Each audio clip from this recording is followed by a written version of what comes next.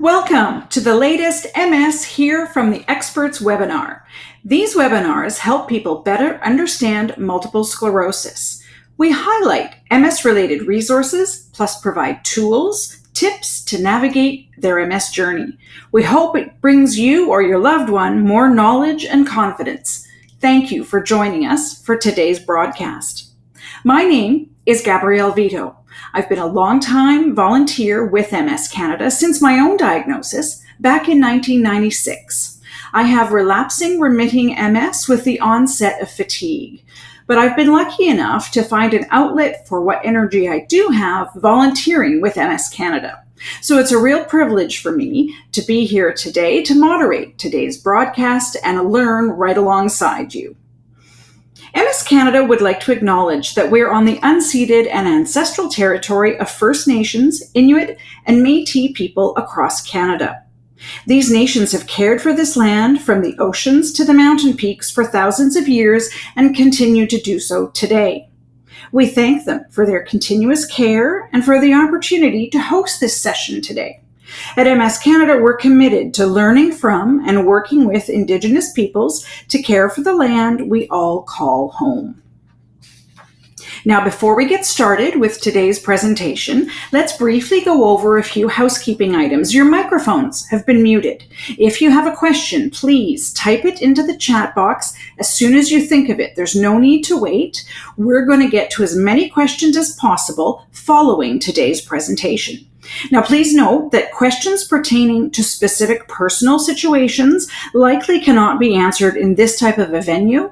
We recommend contacting your personal MS healthcare team, or perhaps you could contact one of our Knowledge Network navigators for your own personal situation questions. This session is being recorded and will be available soon on our website from the Informative Videos on MS page, and there will also be a Facebook Live recording.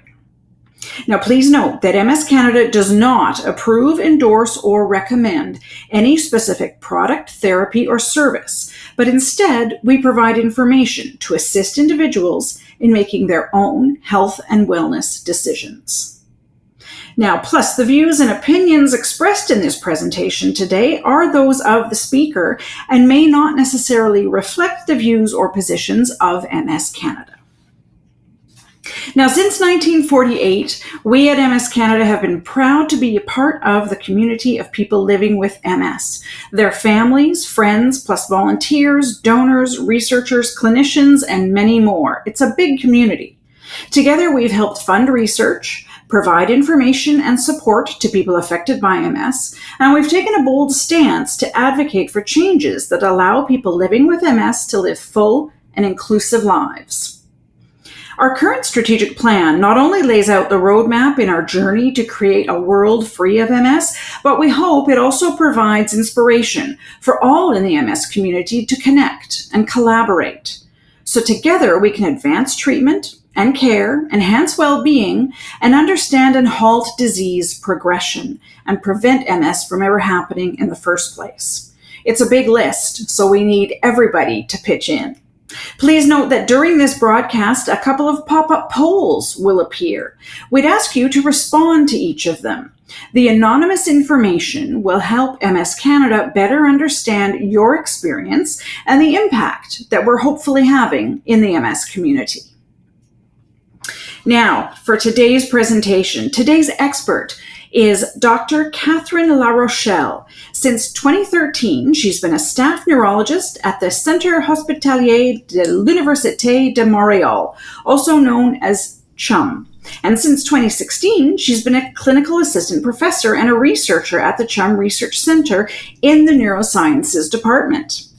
Dr. LaRochelle's research team is interested by the impact of nutrition on neuroinflammation in the animal model of MS and in humans.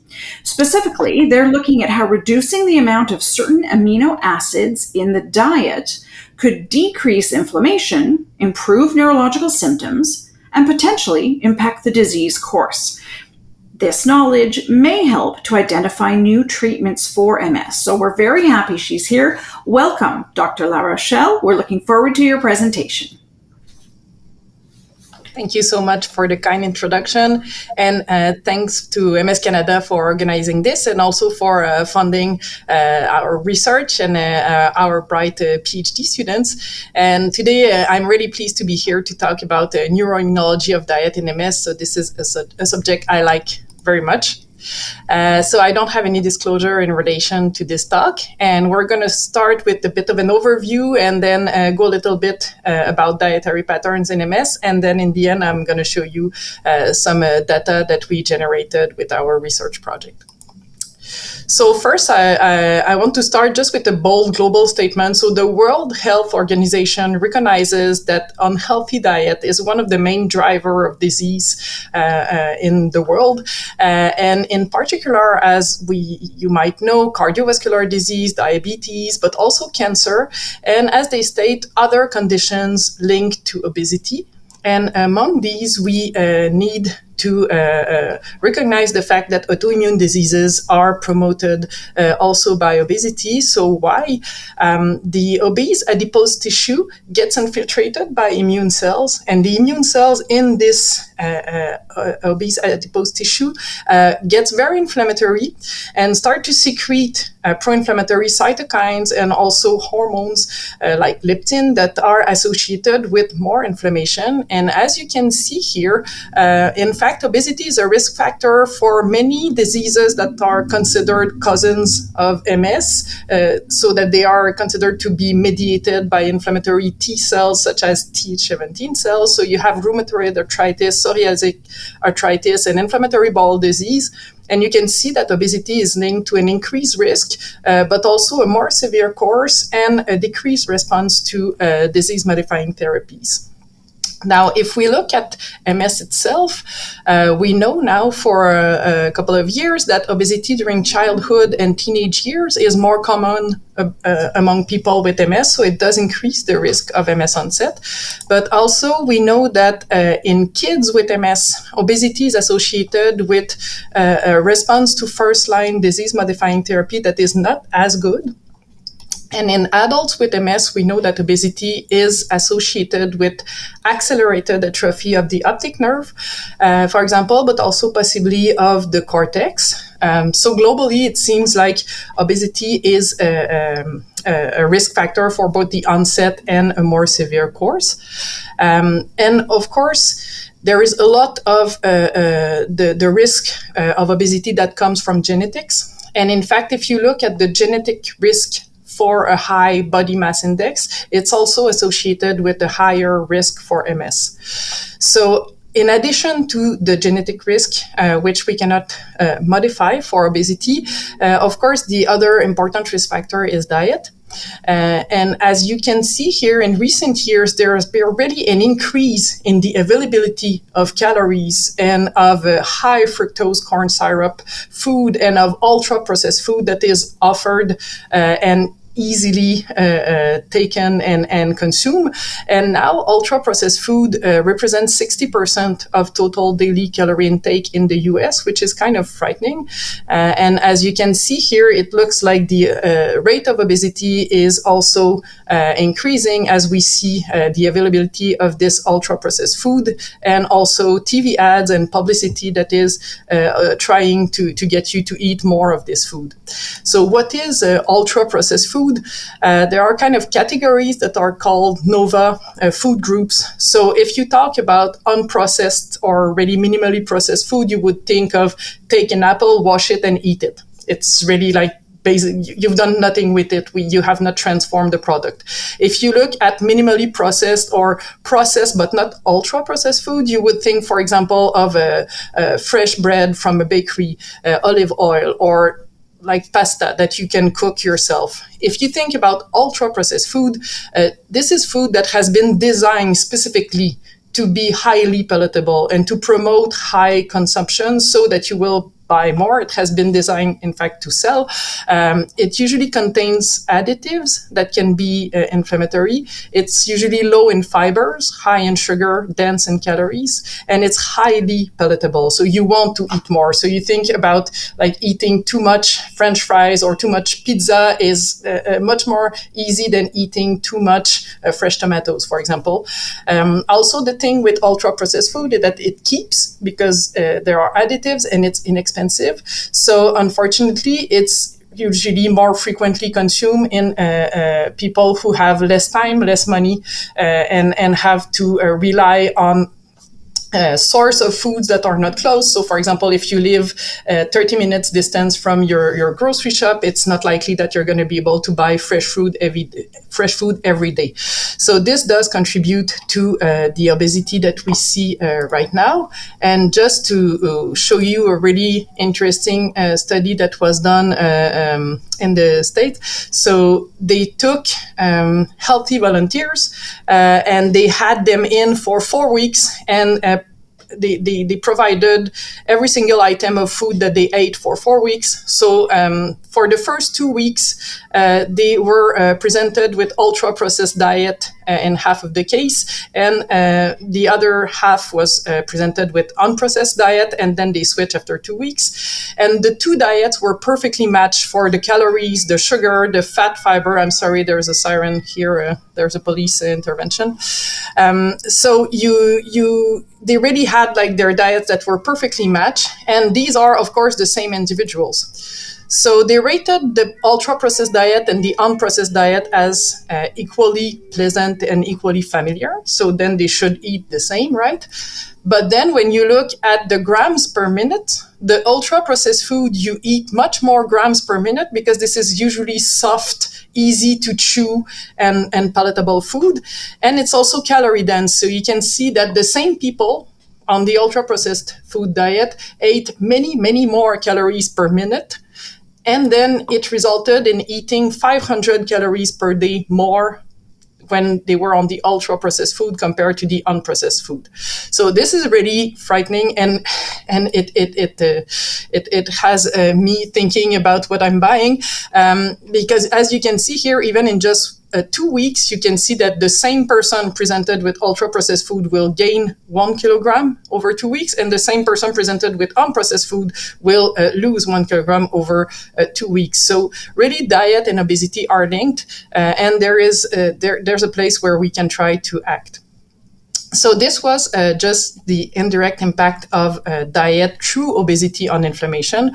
But what is the evidence that diet in itself, outside of the obesity factor, can influence MS? And that's where we're going now. But here, I just forgot I had this place just to show you that it's not only humans that are susceptible to ultra-processed food. Even rats, to whom you present cafeteria diet, which is pieces of cookies, cheese, and processed meat or crackers, will gain weight much more than rats that are not shown that kind of food. So if we look directly at diet in MS, so what is the evidence that diet can change the onset of MS? So there's been a couple of studies, but one of the one that included the most participants was an association between Mediterranean diet and the risk of multiple sclerosis. And as you can see here, people who follow the Mediterranean diet had a lower risk of MS onset as compared to Western-style diet. So Western diet, of course, being higher in sugar, fat, processed food. And globally, there's been multiple studies showing that higher consumption of whole grain or yogurt, fruit and legumes, or dairy, fruit and vegetables. So depending on the studies, you can see that there are different patterns, but globally what would be called a healthy diet is associated with a lower probability of MS onset. And it's been replicated in multiple other cohorts. So you have a cohort from Australia, a cohort from Iran, and one from Southern Europe, all showing that if you have a higher quality diet, so more whole grain fruit, vegetables, unprocessed food, you have a lower risk of MS. And this is adjusted for smoking, obesity, socioeconomic status, etc. So it's really the impact of diet itself. Now, what is the impact on the activity of the disease? So again, you see that the higher quality of your diet is associated with lower disease activity on MRI, and that the more pro-inflammatory diet, which would be like high in saturated fat and processed food, will be associated with a higher risk of relapse and a higher risk of activity on MRI. And in kids, there was a really nice study in kids with MS where they've shown that if you have lower intake from fat and higher intake from vegetables, you have a lower risk of relapse. Even in kids, where you can say that there's nothing interfering, like the stress from your job or the fact that you're smoking or not. So it seems to be pretty robust that higher quality of diet is associated with lower risk of MS onset, and if you have MS, with lower risk of disease activity. Now, what about the impact on disability progression? So here is one of the best study, in my opinion. Again, it's Mediterranean diet, which is usually considered a very healthy diet. And here what you can see is you have the MS functional scale. So on top, the higher score, the more functional you are. So the MEDAS is the Mediterranean adherence score. So the higher your score, the more adherent to the Mediterranean diet you are. So you can see that you have a positive correlation. So if you have more adherence to this healthy diet, you have a better function. While on the bottom, you have the depression scale. So you can see that if you follow more closely the Mediterranean diet, you have a lower score of depression, so less depression. And this is also true when you look specifically at progressive MS, not just at relapsing MS, but progressive MS. You can see that your function is better if you are more adherent to the Mediterranean diet. And this was also seen in multiple other studies, as you can see here, in different groups, including also the Australian cohort and some other cohort across the world. So now we can say that MS onset course and disability progression is influenced by globally dietary or healthy dietary patterns. But what about the ultra-processed food? Because I spent a couple of minutes talking about this. So these studies are just coming. It's more recent, but as you can see here, it seems that if you eat more ultra-processed food, you have a higher risk of MS onset, and you also have a higher risk of a greater severity of your disease. These, of course, are smaller studies, but they are very well done and adjusted, again, for obesity, smoking, socioeconomic status, etc. So it seems like it's really the diet itself, not just the indirect link through obesity. So now that we've said that, what can we do? Is there any way to reverse that? What happens if we do dietary intervention in MS? So, of course, dietary interventions are always complicated in humans because when you change something in the diet, usually you change multiple things. You will change the calorie intake, the fat, the sugar, the ultra-processed. So it's hard to really pinpoint one thing. And also it's difficult in human because we all have pleasure usually in eating. We all have social events. So it's difficult to really adhere closely to a specific diet during a 6-month study, for example. But still, there are some groups that have done very nice studies. So you can show in small groups that low-fat diet seem to improve fatigue in MS in at least 2 different studies. And you can see here that any type of calorie restriction, which is, of course, a small calorie restriction, not like stop to eat, but really either time-restricted eating or either cycling between days with low calories and days with normal calories. You can see that any type of calorie restriction seems to be associated with enhanced well-being in people with MS. And here what you can see in a very, very well done study, it's a small group, but it's very well done. So what they've done is that they recruited participants with MS, and they assigned people either to the waiting group. So they were kind of waiting for the intervention for 6 months and just having the follow-up and everything. And they assigned the other half to Mediterranean diet intervention. And what you can see here is that the people who got assigned to Mediterranean diet, so they are the graph on the left, you can see that their fatigue score decreased a little bit over 6 months, while in the control group, it seems to increase a little bit. And same is true for the EDSS score, which is the disability score. So the higher, the worse. So you can see that it was either stable or a little bit decreasing in the intervention group, but it was, as expected, increasing a little bit over 6 months in the non-intervention group. So this seems to suggest that you can indeed improve at least some of the symptoms associated with MS through different types of dietary intervention. And here's also another one that was done in the States. So it's a ketogenic diet intervention. And here they were very closely supervised with the ketogenic diet to make sure that they had supplements for vitamin D, and did not develop a cholesterol problem. But here, as you can see, if you do the ketogenic diet for 6 months, you do improve your metabolic parameters. So you decrease your resistance to insulin. So you decrease your risk of diabetes. You also decrease the leptin, which is one of the hormones associated with the adipose tissue, and that is pro-inflammatory.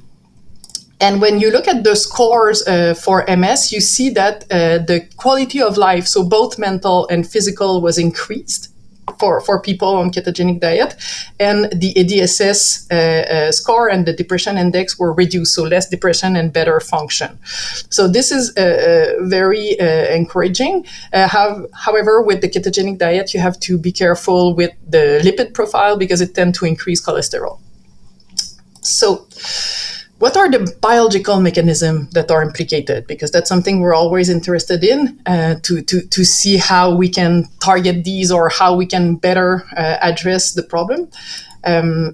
So the first question is, dietary intervention, is it what you eat or is it what you don't eat? So is it the fact that you add olive oil that is helping to reduce inflammation, or is it the fact that you avoid butter that is helping your diet? So same, is it because you remove ultra-processed food, or is it because you add fresh vegetables or fruits? So these questions are still pending. It's very hard to really isolate just one component of a healthy diet. And you have here a graph showing all the different types of diets that are usually recommended for different diseases. And you can see that for most, they will share the fact that you have very low intake of processed meat, very low intake of sugar, especially refined sugar. And globally, you will have lower caloric intake than in Western diet.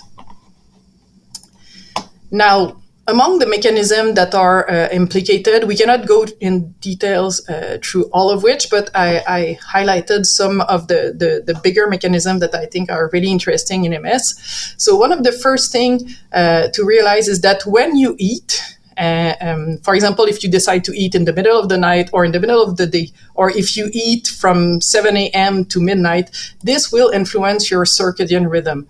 So your gut has a circadian clock. And if you are feeding at different time of the day, this will change the circadian rhythm of your gut. That will in turn also influence your own fatigue, your own capacity to sleep or incapacity to sleep. And apparently changing the timing of your eating is one of the easiest way to reset your circadian clock. So this is one first thing. Another big mechanism is, of course, the metabolism. So if you eat, for example, something that is very high in sugar, you will immediately increase your secretion of insulin. This will change the metabolism of your body, so you will start to store energy instead of spending it. This will change the balance of your hormones, and this will, of course, at the cellular level, change what are the nutrients that are available to your cells. For example, if you're an immune cell, if you have lots of nutrients, it will be easier to replicate, proliferate, activate, and secrete inflammatory factors than if it's not that available. Also, it will change the expression of genes and the translation of proteins, which have, of course, a lot of impact on your immune cell, but also your CNS cells. Another thing that happens when you eat is what you eat is also what your gut bacteria are eating. So when you're feeding yourself, you're feeding your bacteria. And depending on what you eat, you will select different type of bacteria. So if you eat a lot of fibers, for example, you will promote what are usually considered anti-inflammatory gut bacteria that will degrade these fibers into, for example, short-chain fatty acids that are considered to be anti-inflammatory. And you will also globally influence the permeability of your gut intestinal barrier. So, of course, in your gut, you have bacteria that are in close contact with your intestinal wall, and you don't want bacteria to come too close or to go through this wall and then enter your body, because then you will have an inflammation of the immune cells that are residing in your gut.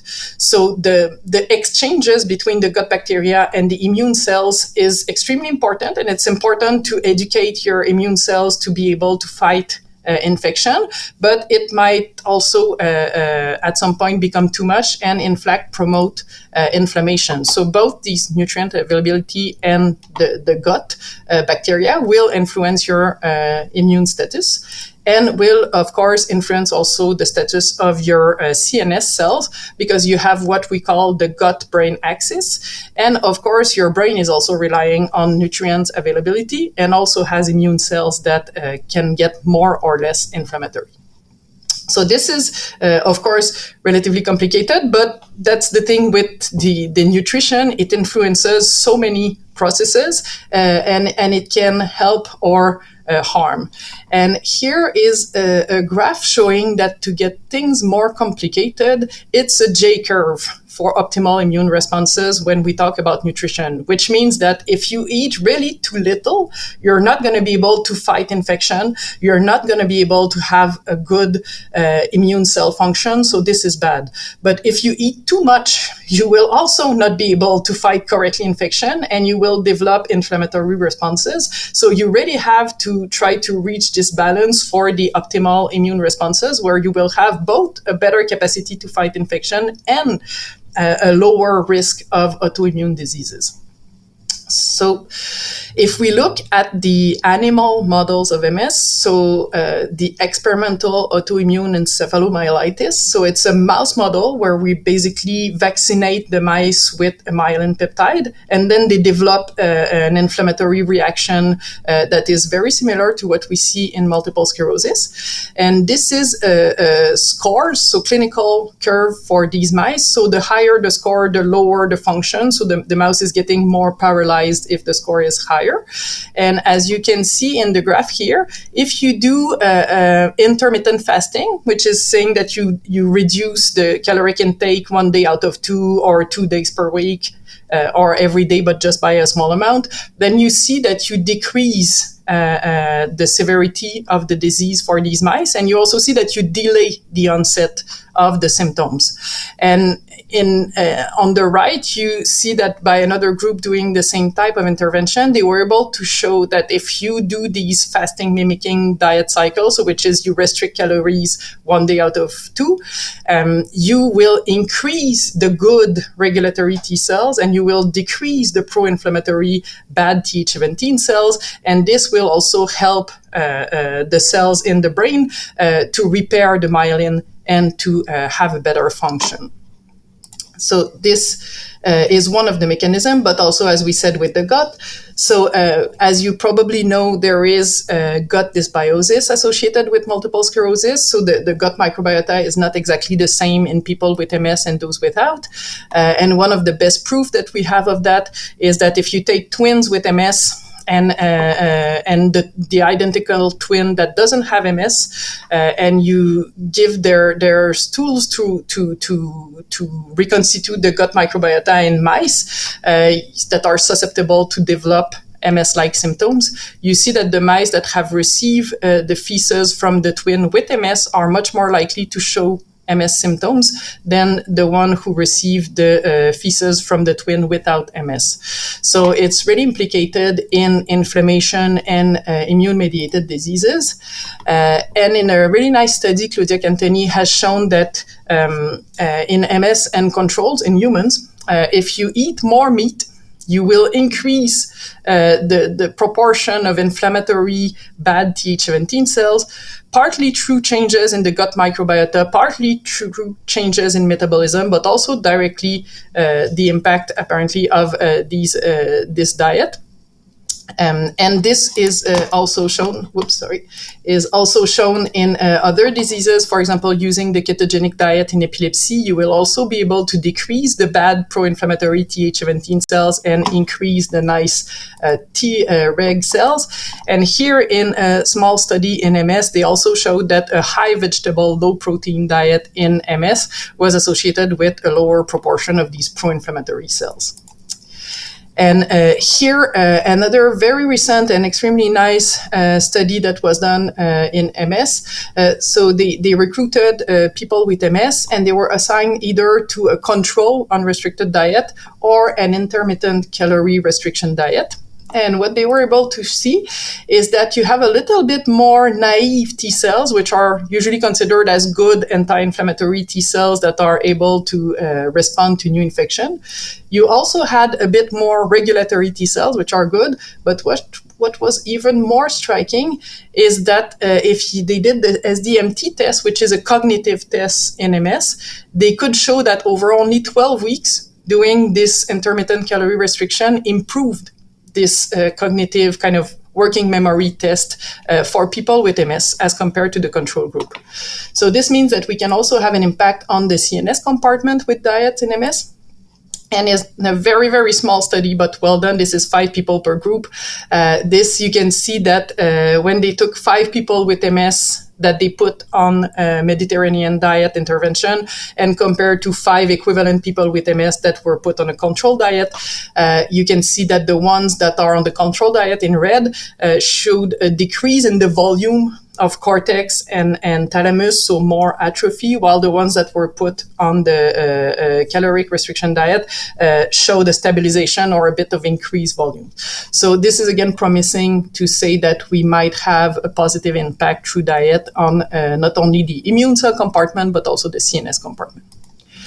And here, one aside before I show you some of our research data. So there's not only MS itself, there's also the risk of the disease-modifying therapies that we use for MS that we would like to impact with diet.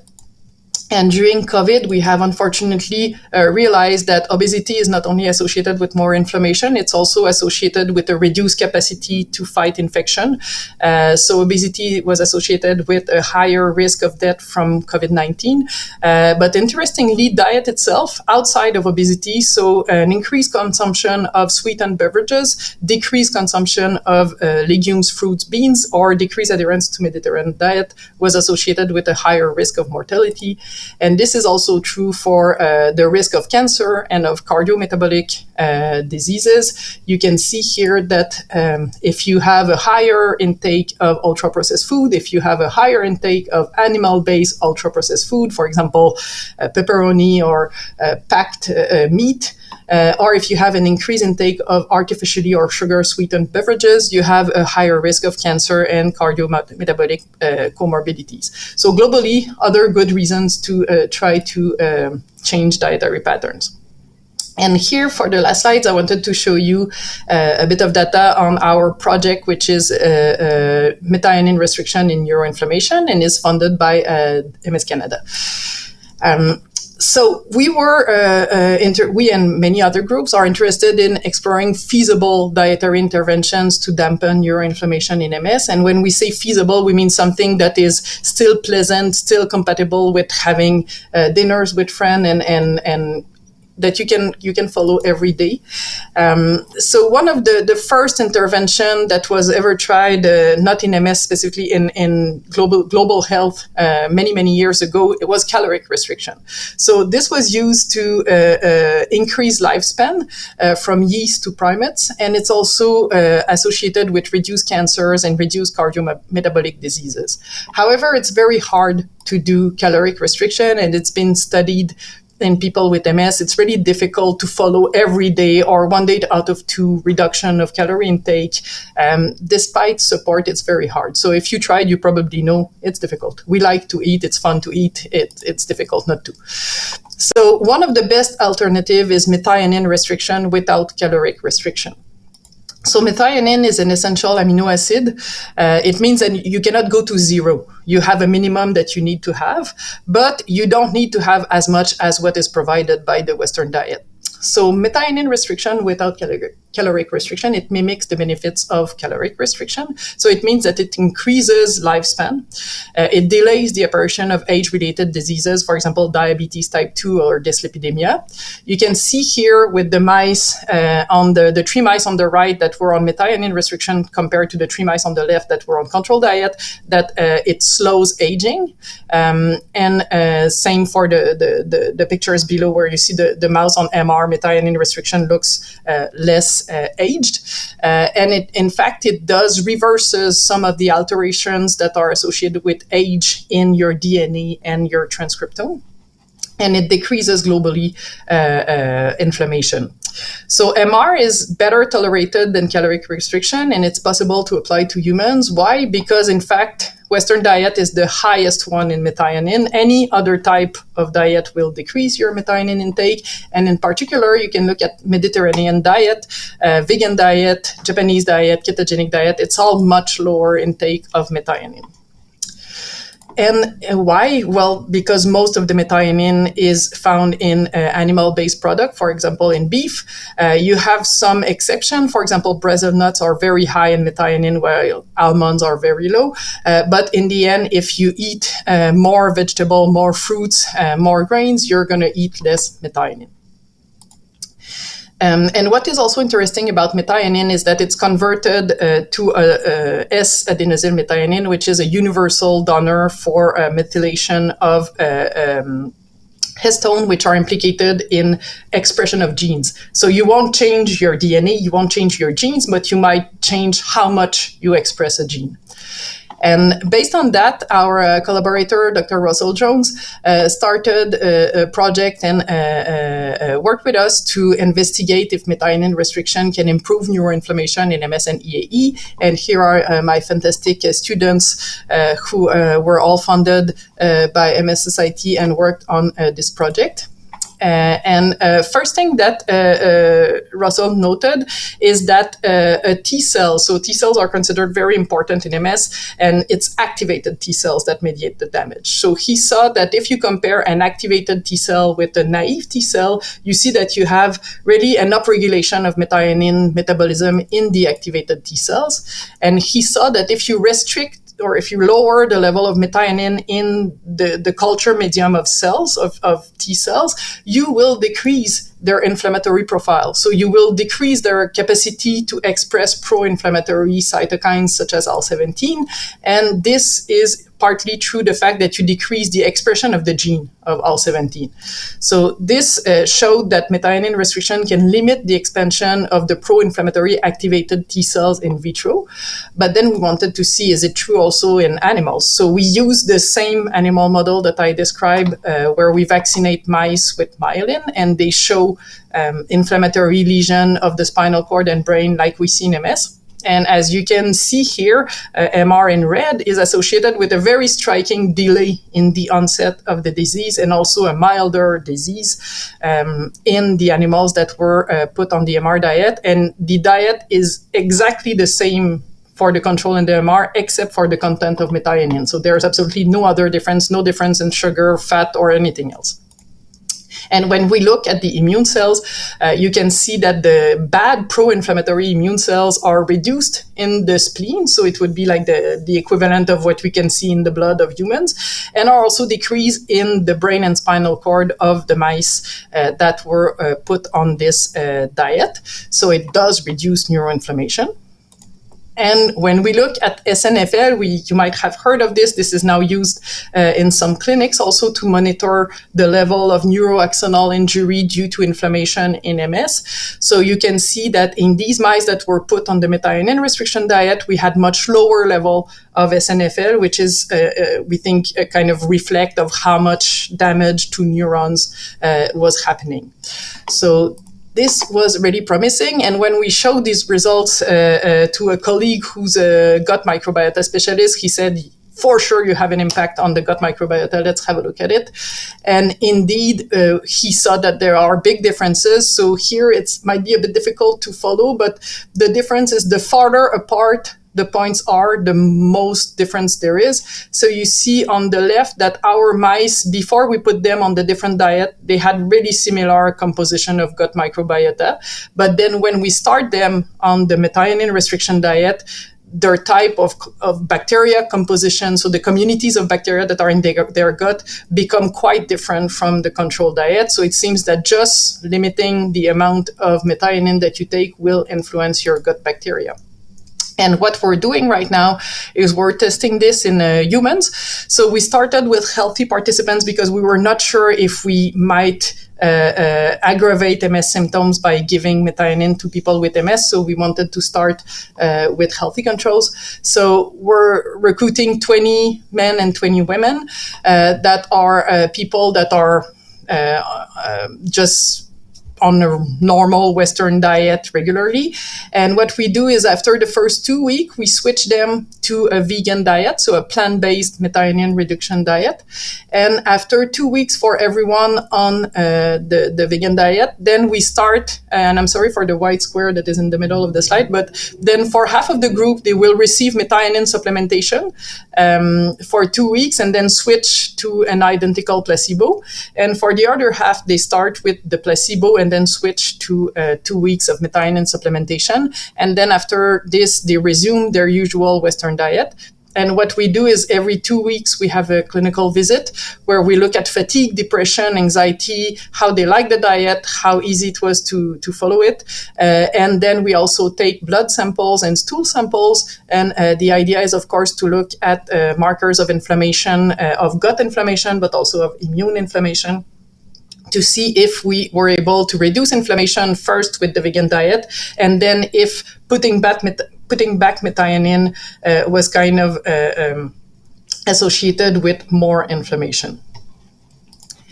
And so far, we have already recruited 28 people. So we're very proud, and it's a very active study that is led by the team of my collaborator, Dr. Chantal Bémeur, who's a PhD nutritionist researcher. And here are the students, Pierre Gledel, Taima, and research coordinator, Christelle and Clara, who are leading the study. And we were very pleased to see that we can decrease the methionine intake on average by 67% just by switching people from a Western diet to a vegan diet. And the reduction is so important that when we add back the methionine supplementation, we don't reach levels that are as high as the baseline level for most candidates. So this looks like it could be something that we could do also in people with MS without risking to deteriorate the disease. So globally, what I wanted you to show you today was that Western diet and related comorbidities can aggravate the course of MS by multiple mechanisms. There's just not one mechanism, and some are determined by genetics. And unfortunately, there's not much we can do, but some can be influenced by diet. And I wanted to say that a dietary intervention can impact neuroinflammatory processes in MS and its animal model, experimental autoimmune encephalitis. And I hope that I've convinced you that nutrition-related intervention must be approached scientifically and that we need much more research on that. And specifically, I think that we need research and biomarkers to individualize intervention. I don't think there's a one-size-fits-all in dietary intervention for MS. For sure, like eating more fruits, vegetables, and whole grain and less processed food is good for everyone. But specifically, different components or different types of diet can be better for one, but not for the other. And there is a very good example in inflammatory bowel disease where they've shown that the particular type of fiber that you would find, for example, in artichokes. For most people with inflammatory bowel disease, if you eat it, it will help because you have bacteria that will convert it to anti-inflammatory metabolites, and it's super good. But for a small percentage of people who don't have the bacteria that are able to process these fibers, this is in fact deleterious. It will increase inflammation. So I think that we really need more research on that. We need also more research to see what is the impact on the CNS compartment. Can we boost remyelination? Can we decrease microglial activation with dietary intervention? And I think we need much more also intervention for the social and economic consideration. So it really takes time, money, and much more to be able to eat healthy. It's really difficult for someone who has low socioeconomic status, who has 2 jobs, monoparental, etc. It's really difficult to cook fresh food every meal. And we need also more research to see what's the difference between the diet itself and between different supplements or metabolic interventions. So that was what I wanted to show you today. And here is the team that is working very hard. So I'd like to thank all of my collaborators and students, and also the funding agencies, including, of course, MS Canada. So thank you. Wow, wonderful. What an amazing presentation, Dr. La Rochelle. I mean, incredibly complicated, like everything with MS is, but it's very exciting to hear what you and your team are doing. And like you said, starting to unravel things step by step and approaching a diet scientifically. I want to get to some of the questions that folks have been typing in as you've been speaking. Thank you, everybody, for doing that. We'll get started. So, of course, you've referred to in your presentation a lot of the diets that are widely available. And, of course, we're all inundated with the advertising and the promotion for various different types of diets. So we have a few questions about different types of diets. So we'll start there. And I want to ask you about, you've mentioned the Mediterranean diet and the benefits of that. What are your thoughts, for instance, on the Walls protocol, if you're familiar with that one? I'm familiar with that one. It's always difficult to say one is better than the other, or there hasn't been head-to-head comparison. From what I know, there is not someone who tried to say, let's say we're going to compare Mediterranean diet with the ketogenic diet and with Walls diet and see which one is better. I think, again, that's where we would need more biomarker, more studies, but also see what fits with your own lifestyle, with your own choices. If you have, for example, celiac disease, I'm not going to recommend the same thing that if you have, I don't know, another type of food allergy. So, and I think that within each diet, you can do good and bad things. So you can go overboard with ketogenic diet and then get dyslipidemia, bad cholesterol, or you can do very good things also with it. So I would say if you are interested by a particular diet, talk with a nutritionist, talk with your doctor, and try it, like see if it fits with you. Great advice. That's fabulous advice. Now, next question, and I've heard about this, personally with a lot of people in the MS community. Does any of your research, or have you ever looked at gluten or dairy and its connection or effect on MS? I have not personally, but there are studies, especially in kids with MS, there are studies suggesting that more dairy is associated with lower risk of MS, which might be counterintuitive because there is also, for some people, saying that it might increase. So from the studies I've seen in pediatric MS, for example, yogurt or low-fat milk seems to be associated with lower risk of MS. Again, any type of nutrition study is hard to compensate for every other confounding factors, because maybe if you eat more milk, it means that you live in that area, it means that you have that type of socioeconomic status. So it's always hard to determine. But there hasn't been a clear link between dairy and MS so far of what I'm aware. For gluten, if you have celiac disease, there are some common risk genes that are shared between celiac disease and MS. So it's also an immune-mediated disease. So if you do have celiac disease, you might have an increased risk of MS and vice versa. If you don't have celiac disease, there is no proof that eating less gluten will help MS. Again, it might depend on an individual basis. As I've shown you maybe it's not celiac disease that you have, but maybe it's certain type of fibers. Maybe it's not even gluten, but you have certain type of fibers that you don't feel good when you eat it because your bacteria are not the right ones.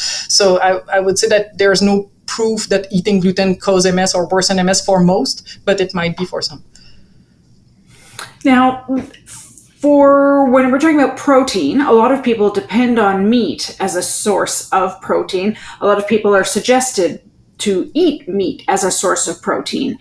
In any of your work, is there any evidence showing meats that are better than other meats when it comes to a source of protein? That's a really good question. It's a really tough one also, because it gets extremely complicated, because even within meat, even within beef, you have beef that was grass-fed or not. you have like beef that was cooked or not, or which way it was cooked, with what kind of fat. So when do you eat it? So it can get quite complicated. So what I would say is usually most studies, if you don't look at EMET, but if you look at global health, usually they will say that poultry is possibly better than red meat. Then again, it might depend on the type of poultry. If you eat fried chicken, I don't think it's better than eating, of course, meat. There's also the alternative of saying, can you replace not all, but some of your animal-based protein by tofu, seitan, or nuts, or that's kind of also an approach to try. But yeah, from what we've seen, maybe fish and poultry usually are associated in some studies with maybe lower disease activity in MS or lower risk of MS. Whether I've never seen that red meat was associated with reduced. Alrighty. Now, I have a question about people who are at the progressive stage of MS. But they've always had a healthy weight, so obesity itself hasn't been an issue. But for those sorts of individuals, could dietary changes have an effect on the disease progression rate? Yeah, that's a really great question, and that's why I showed one of the studies in progressive MS specifically. Yes, it seems that even if you have progressive MS, even if you had disease for more than 14 years, and even if it's not true obesity, even if you adjust for obesity, you still get benefits from adhering to, for example, Mediterranean diet or any type of healthy diet. It's possibly through the fact that you lower your cardiovascular risk and cardiovascular comorbidities, which we know through the work of Ruth and Mary in Canada that are accelerating progression in MS if you have cardiovascular comorbidities. So even if you don't reach the diabetes stage, if you lower your insulin resistance, it will still help probably. So yes, I would say that for anyone, it might help. Of course, you might already be doing everything perfectly. It's not perfect. Some people have eaten all their life perfectly and still have MS. It's certainly neither necessary nor sufficient, but it might help. Right. It's one piece of the puzzle, not all of it. Yeah. Now we have a question here again, or another one asking about why did you choose a vegan diet study and not a vegetarian diet? Great question. That's because we really wanted to lower a lot. Like we wanted to radically reduce the level of methionine, and you still have methionine in cheese and eggs because these are also animal-based products. So it's a bit higher. So you could lower, if you choose vegetarian over Western, for sure you're going to decrease your methionine intake, but not as much as with a vegan diet. Gotcha. All right. Makes sense. All right, and the only other thing, we have two more coming in here. Here we go. Could you comment, doctor, on which seems to be more impactful, diet modification versus caloric reduction, i.e. periodic fasting? I mean, you've touched on this, but could you touch on that again? So it seems that it's working also quite well, the intermittent fasting or the time-restricted eating for the studies that have been done. Again, if you can do good and bad things with that. If you do too much caloric restriction, you might put stress on your cells and your gut and everything. While if you do it just a little bit, just as is recommended, you can decrease inflammation. So then again, it also depends on how it fits with you. And I think we need more studies to say, is it time-restricted eating, or is it like fast mimicking cycle, or is it like methionine restriction? I think that all of these interventions are good and might fit better for one person or the other, depending on what. But yes, it's been tested, and there are studies ongoing also for the intermittent fasting and for the time-restricted eating. Wonderful. All right, let me go through my list here and see. I think we've pretty much covered. Oh, there was one other example. Oh, two more questions. Again, this has to do with dieting. The autoimmune protocol AIP diet. Are you at all familiar with that one? I've heard about it. I would have to double check to see what the...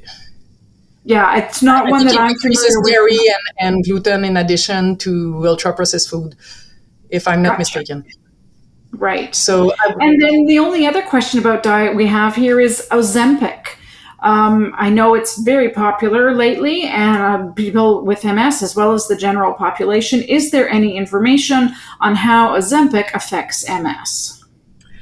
Not yet. There are studies ongoing, and like the what is not Ozempic but is still something in this area is metformin, which is right now I think the study is finishing in pediatric MS in Canada. So tested to reduce the disease activity. So I think it's expected that the fact that you will reduce the insulin resistance and diabetes and that you will indirectly probably improve MS, but it has not been proven yet.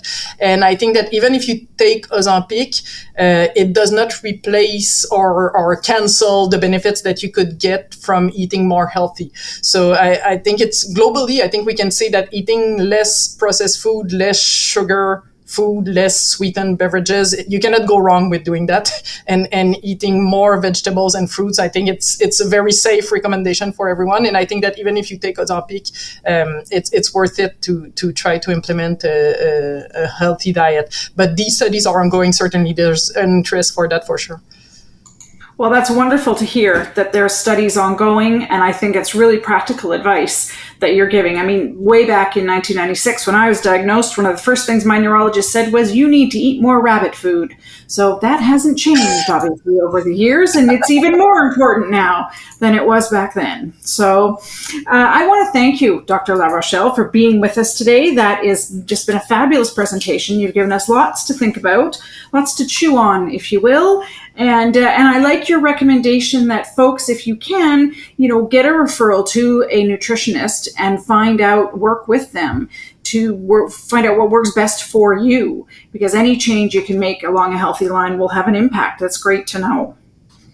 So thank you very, very much. That's the end of our time for questions.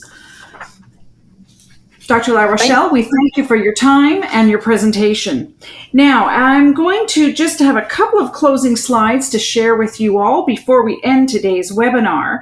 As we wrap up today's broadcast, we want to remind you about how you can connect with the MS Knowledge Network. It's staffed by trained volunteers, they're called navigators, and they will provide consistent quality information and support. You can connect by phone, email, or live chat through the MS Canada website. These staffers are available Monday to Friday from 8 in the morning to 8 in the evening Eastern Time, and they can provide assistance in both English and French. We also want to encourage you to be a part of the MS community and encourage you to get involved with our programs and our services, our events. We have government relations programs and lots of different volunteer opportunities. I know I've had a lot of them over the years, and it really does have an impact on my connection to MS and my connection to the MS community. Together, we can take action to create a future free of MS. To find out how you can take that action, you can check out the website again, mscanada.ca. Now, I also have an announcement to share with you all today, one that MS Canada is very happy to share. They're so pleased to announce that there is a new page on the website specifically related to nutrition and MS information. It's got animated videos, a blog. It's a deep dive into the powerful connection between nutrition and MS, just like we've been hearing about today. From colorful veggies to healthy fats, discover how small changes on your plate could make a big difference in how you feel. Watch, read, and get inspired. Again, you can go to mscanada.ca and search nutrition to be taken to the new page, and that new page is called Nutrition and MS. So to connect with us, our last slide of the day will give you some information on that. You can connect via email or directly through the website. If you have questions about education activities, please reach out directly to the education team. You can see the email there. It's education@mscanada.ca. And again, for all information, the website is mscanada.ca. And you can search there or click on the live chat to get help immediately with what you are looking for. Well, that wraps things up for today. So on behalf of MS Canada, I want to thank you for tuning in to today's webinar. I want to wish you a wonderful evening, day, wherever you're joining us from. Thanks so much for being here. Take good care of yourselves. Bye-bye.